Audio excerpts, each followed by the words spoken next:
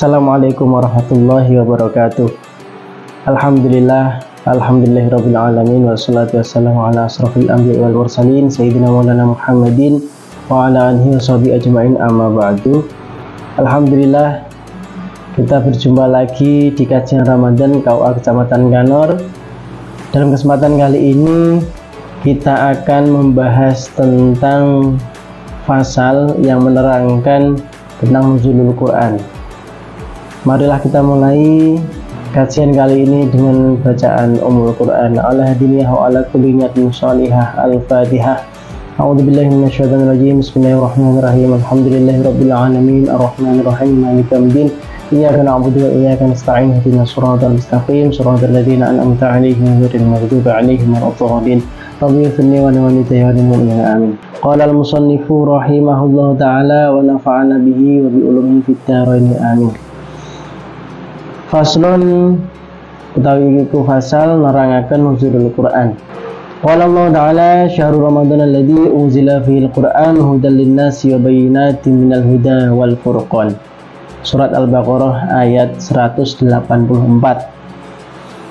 Artosipun wallahu a'lam, wulan Ramadan iku wulan temurune kitab suci Al-Qur'an kanggo pituduh lan tondo bekti keterangane pituduh serta kanggo ambedakake antarane barang bener lan salah. Jadi Al-Quran diturunkan pada bulan Ramadan untuk apa?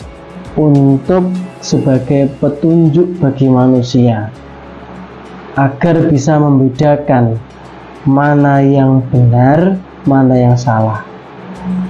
yakni Al-Quran sebagai petunjuk bagi kita, bagi umat Islam untuk mengetahui apa yang benar dan apa yang salah. Dene tanggal temurunipun kitab suci Al-Quran punika ikhtilaf antawisipun para ulama. Jadi ada perbedaan kapan Al-Quran diturunkan. Menurut Imam Ibnu Ishaq inggih punika tanggal 17 bulan Ramadan tahun sekawan doso setunggal saking kelahirane Kanjeng Nabi. Nah, ini menurut Imam Ibnu Ishaq.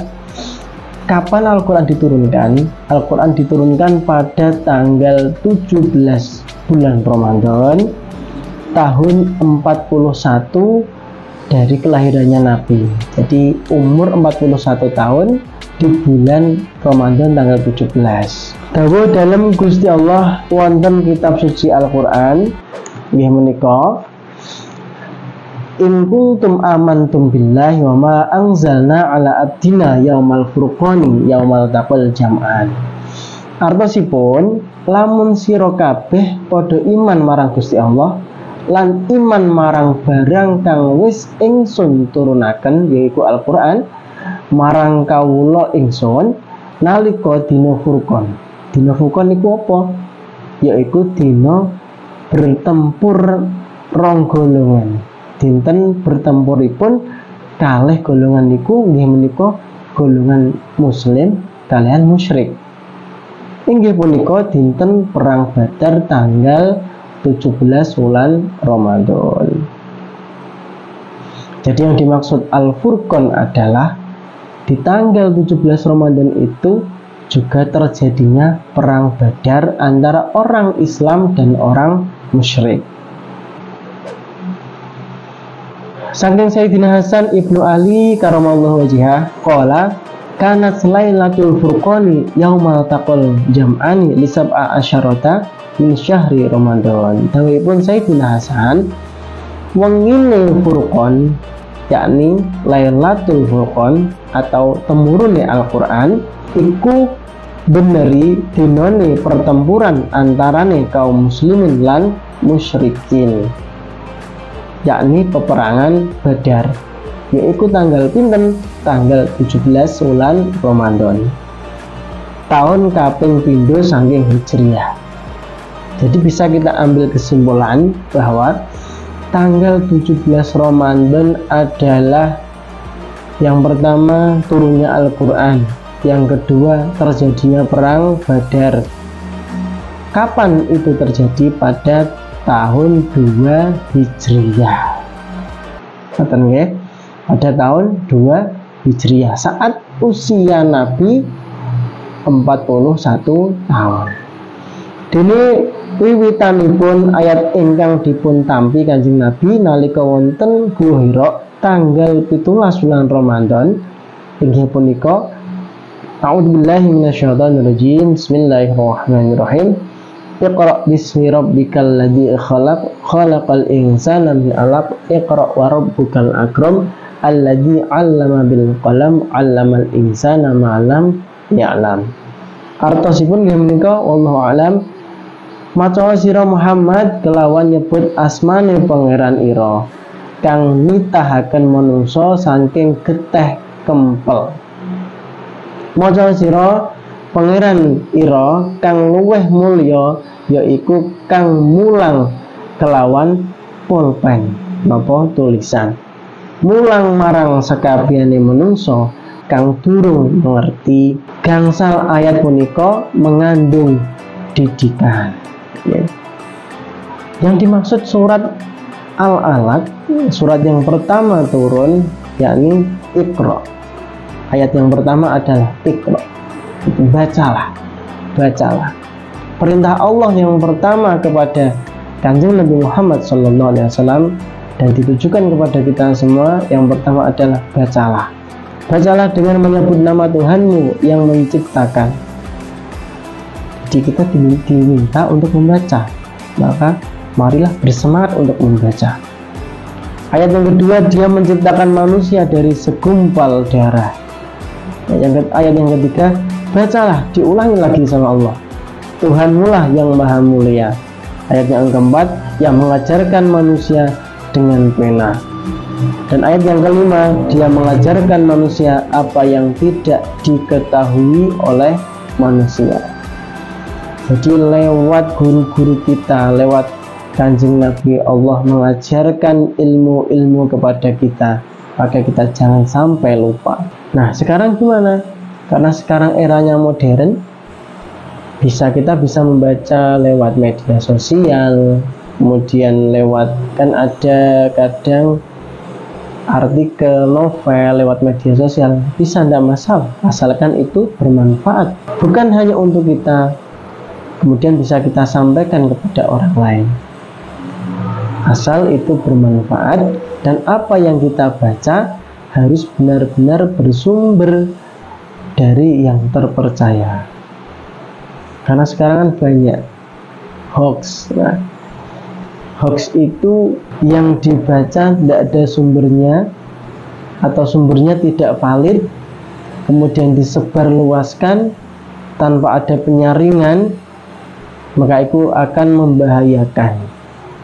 Maka kita diperintahkan membaca, tapi juga kita diperintahkan untuk menyaring apa yang kita baca. Tidak membatasi, tapi harus kita saring, kita pilah dan kita pilih. Seandainya ada bacaan yang beredar di WhatsApp, kita boleh share-nya, boleh membagikannya, tapi harus kita teliti terlebih dahulu. Berita itu benar atau tidak. Jikalau benar, oke, di-share, tidak masalah. Jikalau tidak benar, maka harus kita klarifikasi dulu. Bismillahirrahmanirrahim. Surat yang pertama turun, surat Al-Alaq ayat 1-5 itu mengandung pendidikan untuk kita semua. Yang pertama adalah manungsa supados tansah ingat dumateng pangeranipun. Kita harus ingat kepada Allah, berzikir kepada Allah. Gusti Allah Subhanahu wa taala ingkang nitahaken. Yang menciptakan kita siapa? Allah. Kita harus ingat kepada Allah. Yang pertama, manusia harus ingat, harus selalu berzikir kepada Allah, karena itu termasuk pendidikan batin kita. Yang kedua adalah manungsa supados ingat asal kedadosanipun. Punika setunggaling pendidikan alusing budi pekerti. Nomor kali menika manungsa supados ingat asal kedadosanipun. Punika setunggaling pendidikan alusing budi pekerti. Jadi pendidikan yang bisa kita ambil, pelajaran yang bisa kita ambil dari surat yang pertama yang turun, kita harus bisa memperbaiki budi pekerti kita. Kita harus tahu asal usul kita diciptakan oleh Allah. Yang nomor 3, manungso supados saged nyerat atau maos berantas buta huruf. Karena perintah ayat tersebut adalah Iqra, bacalah, maka kita harus bisa membaca. Karena ketika kita tidak bisa membaca, maka kita dibodohi sama orang lain. Karena dari membaca kita bisa mengetahui apa yang ada di luar sana. Bismillahirrahmanirrahim. Nomor sekawan, menungso supados mentinggalkan pendidikan, pengajaran atau kebudayaan. Jadi kita harus mementingkan pengajaran-pengajaran yang baik dan tidak lupa dengan kebudayaan kita. Kita harus selalu mempertahankan budaya kita selama tidak bertentangan dengan ajaran agama Islam, seperti yang digaungkan oleh Kementerian Agama tentang moderasi beragama. Kita tidak boleh lupa dengan budaya kita. Jangan pernah lupa dengan budaya. Jas merah, jangan sampai melupakan sejarah. Kitab suci Al-Quran punika temurunipun boten sekaligus atau sak glondong, ananging sanggeng sekedhik-sekedhik miturut kebutuhanipun kanjeng Nabi. Nah, kitab Al-Quran itu tidak langsung turun utuh juz 1 sampai juz 30, tidak, tapi bertahap, berangsur-angsur sesuai dengan kondisi dan keadaan Nabi kita Muhammad sallallahu alaihi wasallam.